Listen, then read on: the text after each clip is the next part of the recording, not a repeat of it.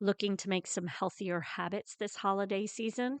Make sure to check out our Moving Through Midlife community over on Facebook, as we are doing a Planksgiving event where we are doing daily plank workouts. We will be doing an Advent for healthy, happy hips this holiday season, and then also have a sugar challenge, a 2-week sugar challenge that you might be interested in. Happy holidays!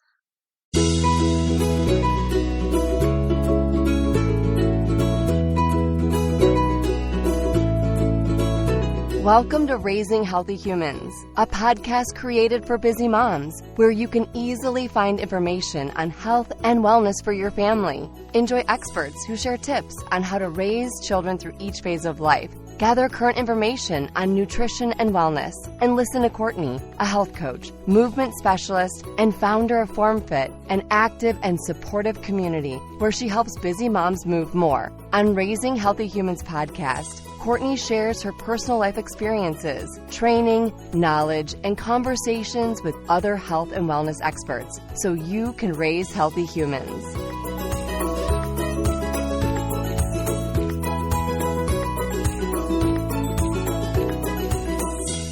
As summer comes to an end and children are back in school, I find it becomes more and more difficult to find time to get outside with my children.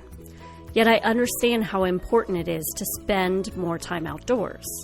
So today I spoke with Claudine of the Outdoor Play Connection, and she is going to provide us with easy-to-do, actionable steps to get outside, tips on creating boundaries for younger children, and so much more. So I hope you enjoy it.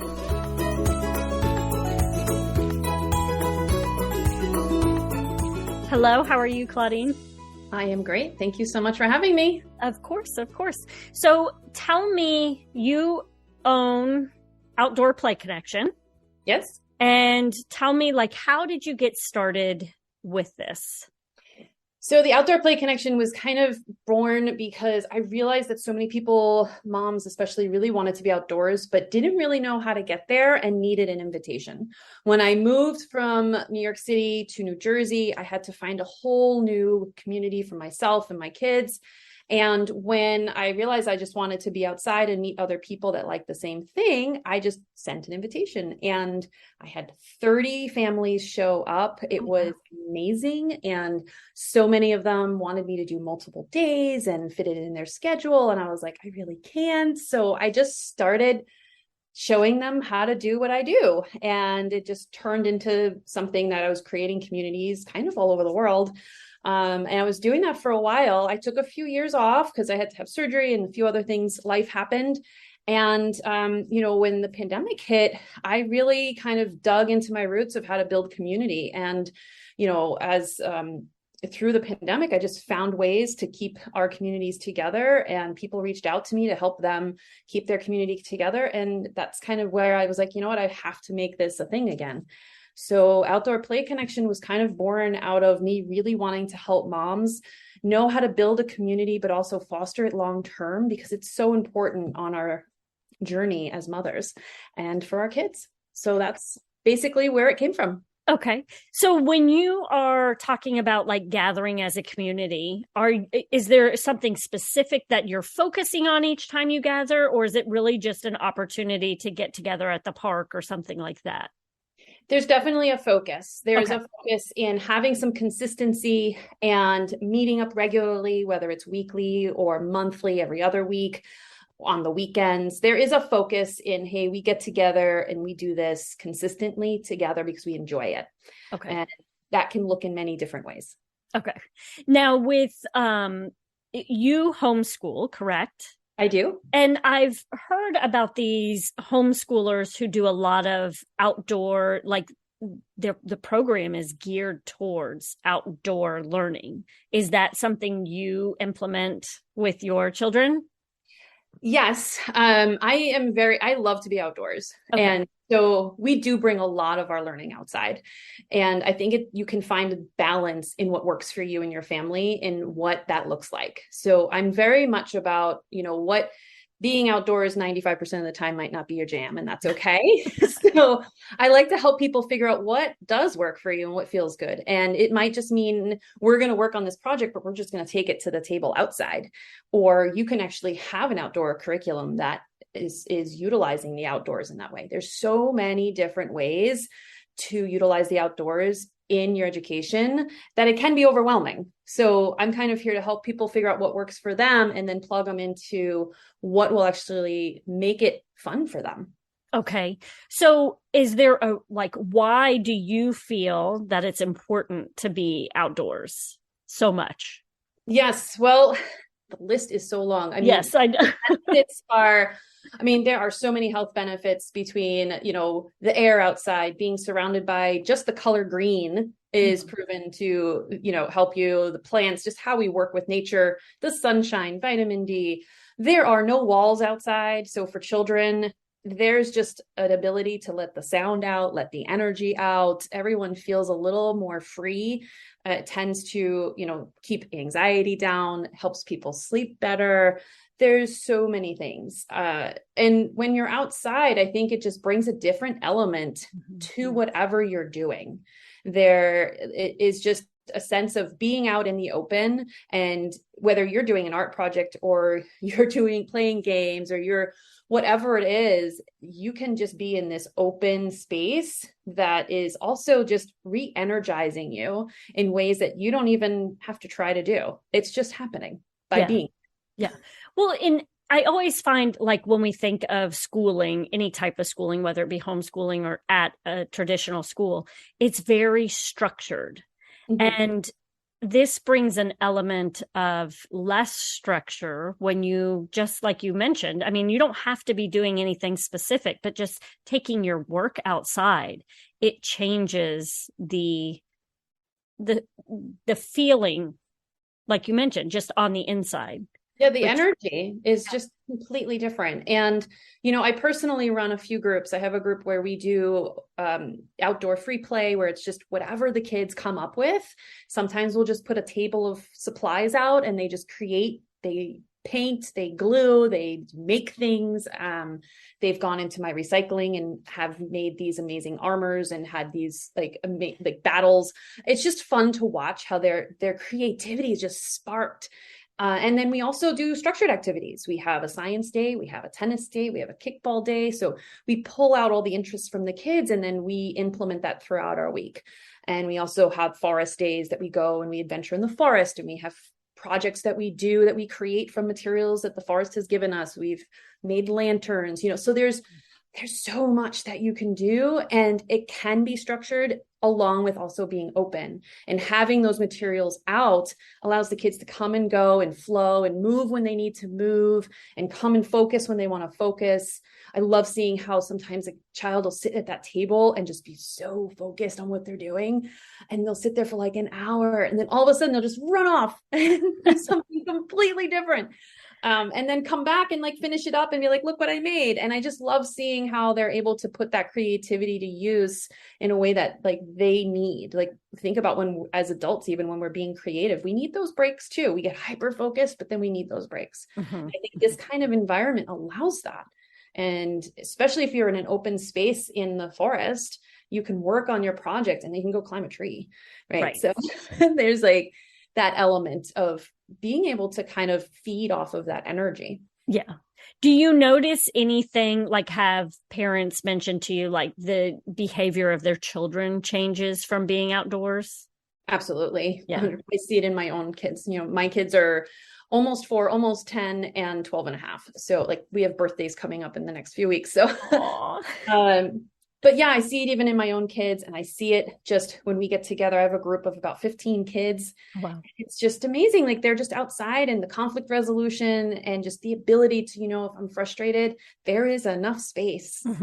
Take the time you need and to work it out. And, you know, I'm not saying being indoors is bad. I'm not against being inside, right? So it's necessary, it happens, but there's just something else about being outdoors and allowing that energy out, that it takes a lot of that anxiety and that stress and like lets that release.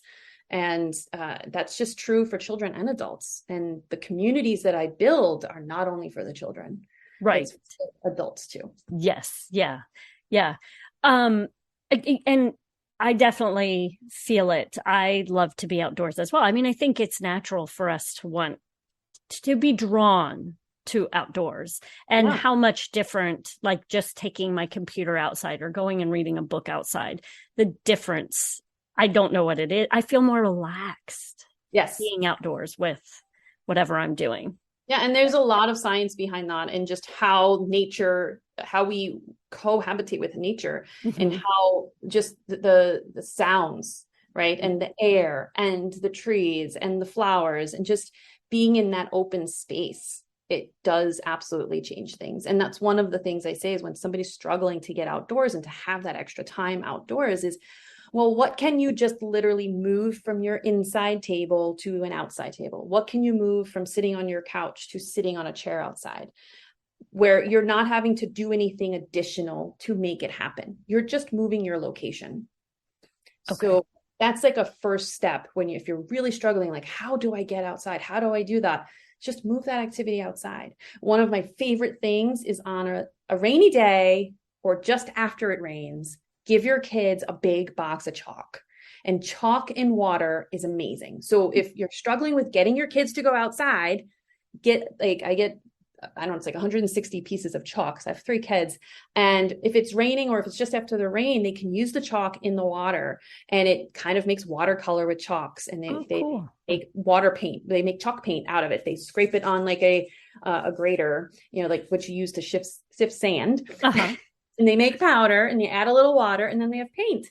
And, we paint on paper, we paint on our fence, we paint on the sidewalks, and it's just wonderful. And they've made rainbows, you put water on it and like spreads the rainbow. It's so fun. It's sensory, it's, texture, it's creativity, and it's just a box of chalk and some rain. I have never known this. That is such a great idea. I mean, we do chalk when it's dry, Yeah. sunny on a sunny day. I've never worked with chalk after it has rained. That's really interesting. It's really fun, and I enjoy it too. So it's for all ages for sure. And it's definitely try it. It's fun. Okay. I love the idea. Okay. So with children who are in a traditional school, how can we work to help get our children outdoors more? That's a great question. And I think the first thing is you have to kind of normalize this is what you're doing, right? So when you're first getting started, if it's not something your kids are used to, be prepared for that transition. Right. So manage your expectation in, what does that look like for you? Do you just want to get out to the playground once in a while? Do you want this to be a weekly meetup and you want to go hiking? What does it look like for you and your family? What age are your kids? How far can they walk? So all of these things you need to consider so that you are setting yourself up for success. Okay. So if it means go out and get 160 things of chalk, and go out on a dry day and go out on a wet day, and like every Thursday we do chalk, then that's what it is, because then it becomes a routine and it becomes normalized. Along with also think about what your kids love to do. If there's something they really enjoy, can they do it outside? Can you move that activity outside? Can you make something consistent? And if the school days during the week, I know there can be a lot with schedules and work and all of that. There's just not enough time in the day. Consider your weekend. Consider a Saturday morning or a Sunday morning or a walk after dinner if there is that time. I know when you have little kids, it's a little harder. You have dinner and then you kind of have to get ready for bed. I totally understand, but maybe it's breakfast in the morning is outside. Breakfast, make the breakfast in the house, and then take your plates, go to a table outside and eat breakfast for 10 minutes outside. It's way easier to clean up. Because you can just leave the crumbs and go back inside. But these are like simple little ways to start feeling comfortable being outdoors more. And when these become normalized, it becomes easier to do the bigger trips, to go out and go for a walk in the forest, or to go for a hike, or to go do a project out in a big field with some friends. Those, if they feel too much, start with what you can do. Okay. Now you keep mentioning, getting more comfortable. And it makes me think, I mean, we live in Southwest Florida, So it's very hot down here. Yes.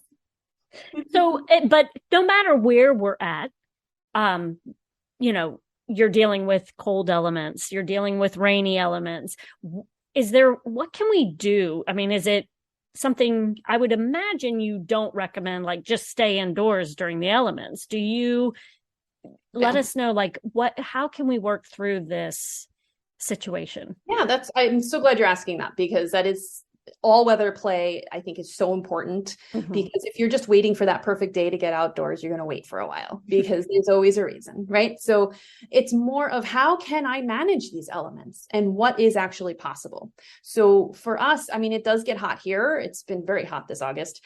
And, maybe you get out earlier in the morning when it's cooler. So Okay. think of like, when is it cooler? Or maybe it's the evening walk. So it's thinking about what works for me. Some people love the heat and they're like, I'm fine going outside during the day. Great. Awesome. Another thing is gear.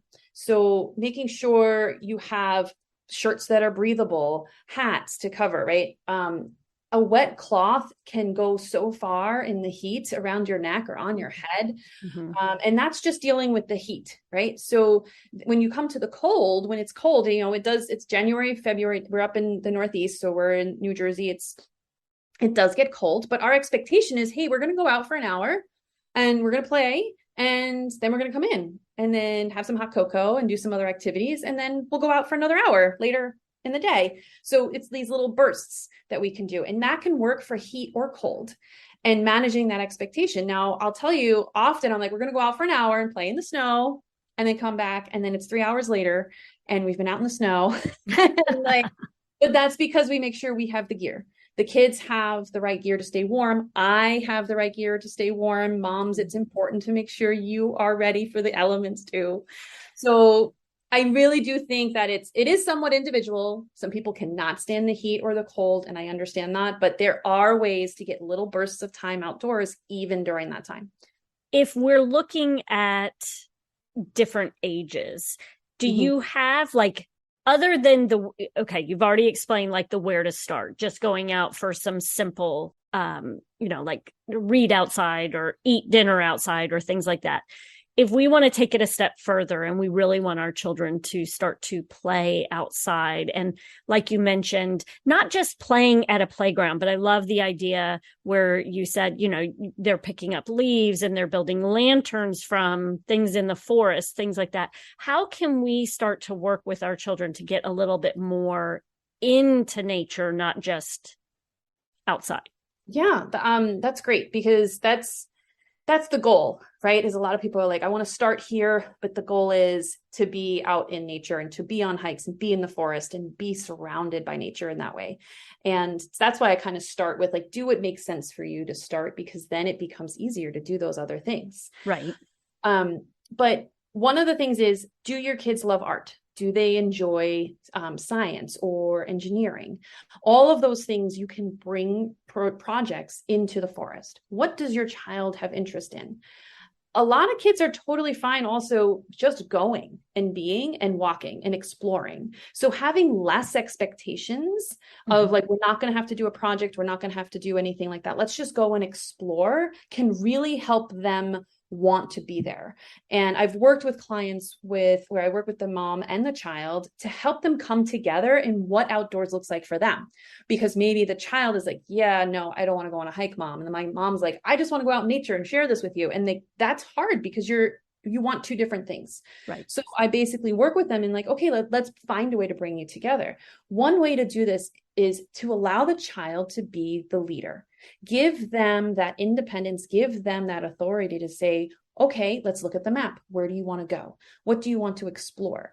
And let them lead on the trail. Let them show you where they want to go. Bring a small bag so if they find any treasures that they can bring with them.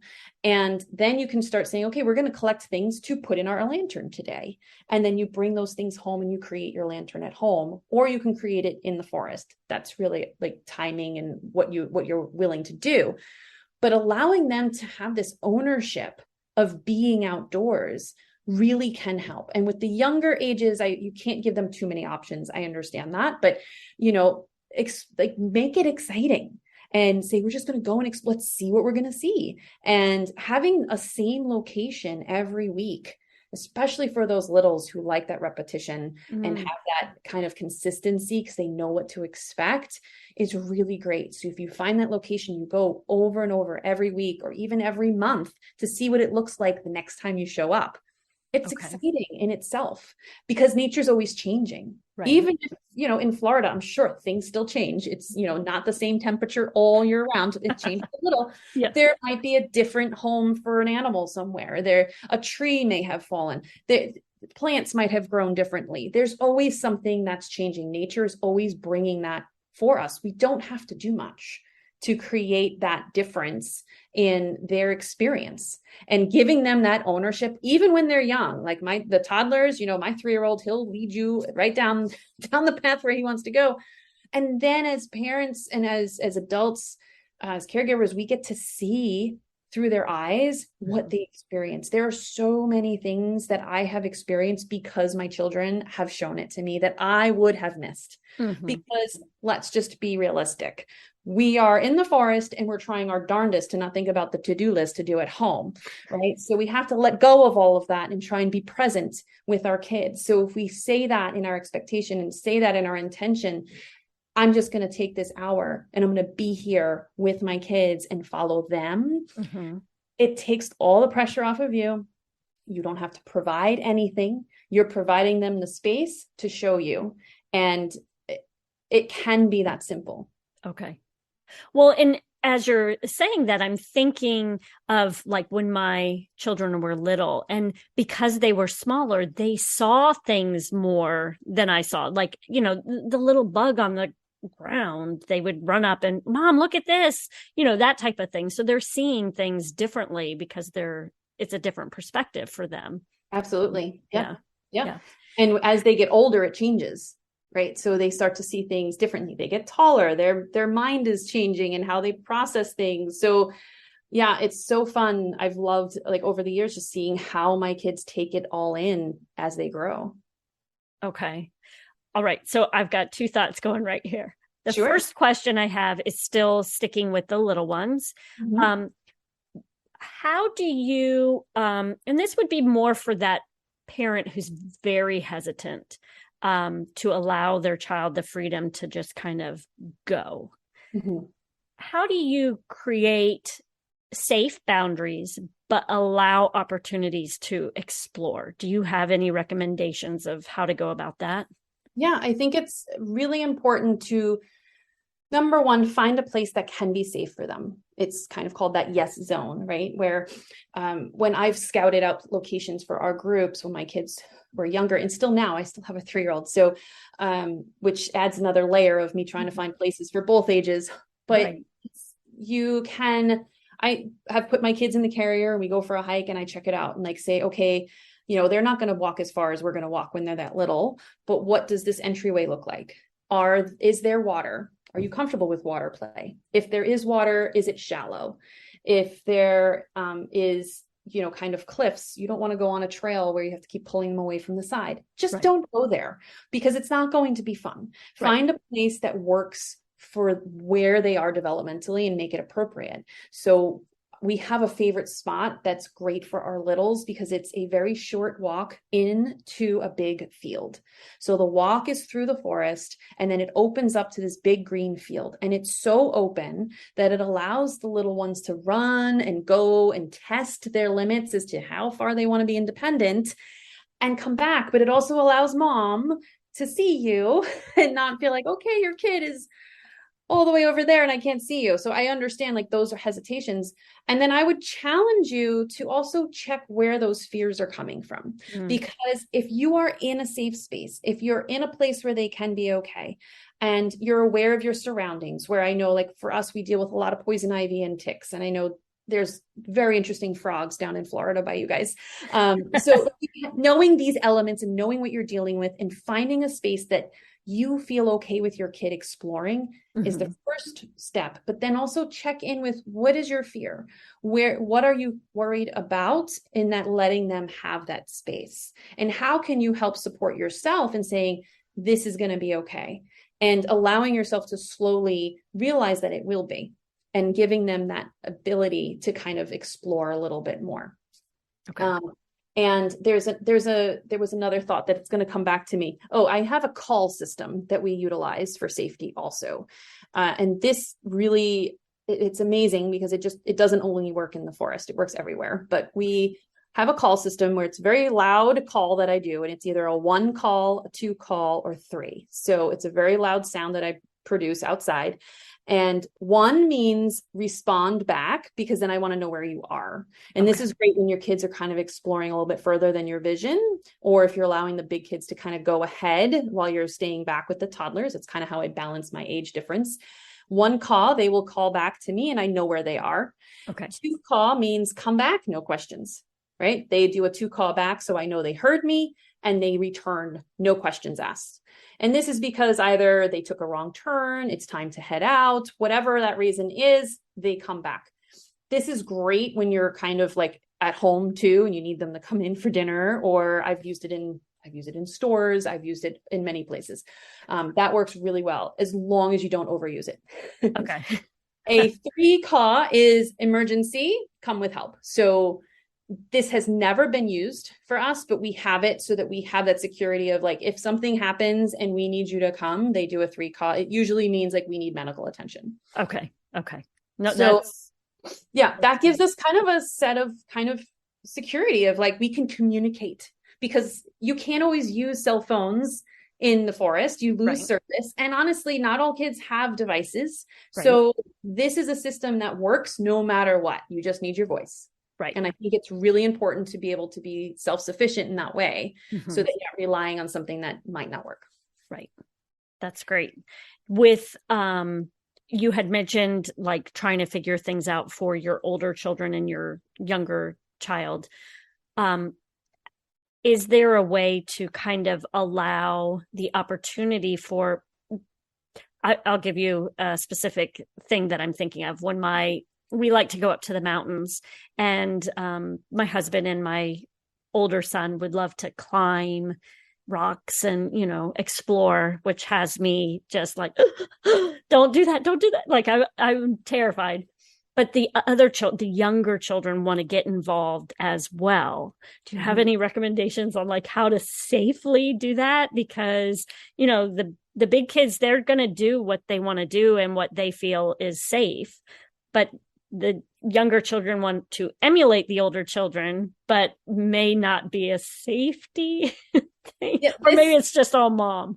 No, it's you're describing my life right now. I have 2 older girls and my youngest is a boy. And like I said, they're 12, 10, and 4. So that he does not believe he's 3 at all. So I think I've gone through this a lot. I'm constantly like, okay, they want to do this thing. It would be fine for them to do it, but he's seeing it now. So now he wants to do it. And I have to take a deep breath. Like, I'm just as human as the rest of the moms. Like, I'm like, and there was a time where the girls climbed and their friends climbed up this big rock in the forest. And then he's like, I'm going to do that too. And I'm like, yeah, we are. Mommy's going to climb a rock right now. And I think it's really important because I let him do it because I wanted him to experience that. And I do think it's important because they will start to learn their limits. If we hold them back, they're not going to know if they can or can't do things. So how do I help him do it? Well, it takes a little bit more out of me, because to be honest, when my girls were exploring like that, they didn't climb things like that. They didn't have that kind of influence. So maybe they would climb a smaller area. So I could really let them be free in that. But when he's watching them, I go with him. Right. I will check in with him, and I'm very cautious in how much I help him, because I want him to feel his body's ability. So if we're constantly holding them and constantly placing them where they need to go, they won't have that realistic understanding of, this is hard to climb. I'm going up higher. This feels not very good to me. Like, and asking those questions. And when they say, can you help me? Say, what What's making you feel like you can't do it? Like, let's check in with your body. If it feels like you shouldn't do it, then your body's saying, let's hold off. And respecting those boundaries, and also cheering them on in that you don't need to do everything your sisters did, right? And letting them celebrate what they have done. Now, he did make it to the top, of course. And it was a great video my friend took, because I climbed it with him, and like I got to the top and just basically exasperated myself down to the ground, because I was like, I can't believe we just did that.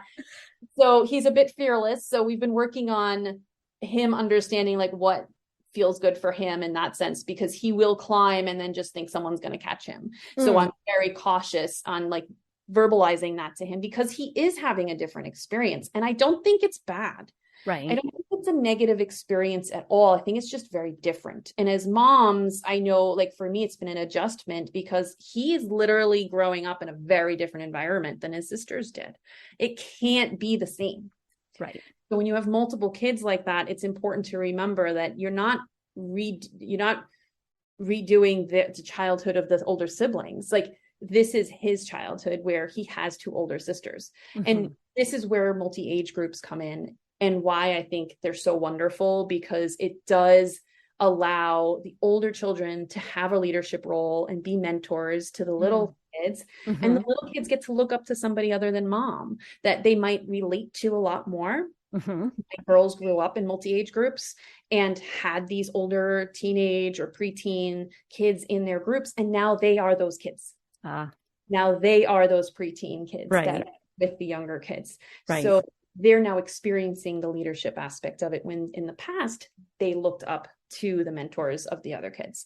So I think those dynamics are important, especially not all schools can do that, right? Schools are generally very age specific. And mingling in different age groups can bring such a different dynamic and a different learning experience, because they're learning from each other. And they're not really saying, hey, well, how old are you? Like, can you show me this thing? It's like, hey, can you show me how you did that? Right. Yeah. Right? It's a way adults learn too. When we want to learn something new, what do? We go to somebody who knows how to do it. Right. Someone who's ahead of us. Yeah. Exactly. Yeah. That is great what you just said, because I feel like parents, especially parents of younger children, are very much like, I want my children to be surrounded with children their own age. And for you to bring that up just hopefully opens their eyes, the opportunities for that on both sides, allowing the child to be the older one or the younger one. Yeah, there's benefits to both. There's benefits to being around kids your own age, because they're going to relate to each other in certain ways. And then there's benefits to being around kids that are older or younger, because then you can see the difference and have the opportunity. Like my son, who's 4, when he's around a 2-year-old, he wants to help them. And bringing that into a child's life and giving them that ability to be a mentor and a leader. I mean, just think about what that can do for them long term, right? Having that ability to be a helper and to be there to teach what they know. These are skills that you can teach just by letting them exist in a space with multi-ages. You don't have to teach it. You can't. But when you're in a situation where they're able to share their knowledge, share what they know, and help others, that's something that, I mean, I'd like to just say magical, because it's really wonderful, the impact that it has on all the ages. Perfect. Okay. So what I always like to do is leave something with like an actionable step for my moms to take. Can you give them something to take with them today, to where they can go out and practice, the opportunity of going outdoors more? Sure. I'd love to. Okay. I think first, so I'd like to say 2 things to this. Sure. Yeah. Because I get a lot of moms who say, I'm not doing enough. I'm just not doing enough. How can I do more? And I just want to say, you don't need to take that on as if you need to do more. We are constantly put under a lot of pressure to do more. And instead, take a moment before you think about what you're going to do, and take a moment and look at what you are doing. Because a lot of moms that I work with, when we get started, I look at their schedule and what they're doing. And I'm like, so you're doing all of this already. Just so you know, you're already winning. So let's look at those things that you are doing and which ones do you enjoy the most? And let's do that more. So instead of just saying, I want to get outdoors more and picking something that you're now going to do, I encourage you to look at what you are doing already and what really sparks joy for you. So even if you do that once a month and you're like, oh, I really love it when we go to the farm and we go for a walk, or we go to this nature preserve. I love it when we go there, and go there more, and maybe schedule it where you go once a week, every other week. Do that. Find out what you're already doing, because I guarantee there is something you've done in the last 6 weeks. If you need to look back in months, that's fine too. But I guarantee there's something you've done recently that you really enjoyed that you can do consistently. Okay. And if there's nothing on your schedule that you've been enjoying, then start with taking that meal outdoors, because that is something you literally are already doing and can just take it outside. Perfect. Can you tell us where we can find you, where we can learn more from you, and anything that you offer? Sure. So I'm on Instagram. That's basically where I spend most of my time. And you can find me at Outdoor Play Connection. And I also have a website, outdoorplayconnection.com. And I offer one-on-one coaching with moms, where I will basically check out exactly what your goals are and help you step by step get there. It's very personalized. Like I said, I've worked with moms who are like, I want to get out more for myself. I've worked with moms who are like, I want to get out more with my kid who doesn't want to get outside. Really, whatever your goal is. I also offer a group coaching program. It just started, so it's closed right now, but you can sign up for the wait list for the next one. Okay. And this program is where I help you create the communities that I've been talking about. It's a group program where we go step by step, all the logistics. It's basically the one thing on your list that you don't have to actually think about, because I'm going to help you do it. Oh, wow. And it's an 8-week program where we go through all of the steps of how to create a community that works for you. Oh, perfect. That's great. Okay. So Outdoor Play Connection, and on Instagram, same thing, right? Outdoor Connection. Perfect. All right. Thank you so much for taking the time out today to speak with me. This was really fun. Thanks so much for having me. This was great.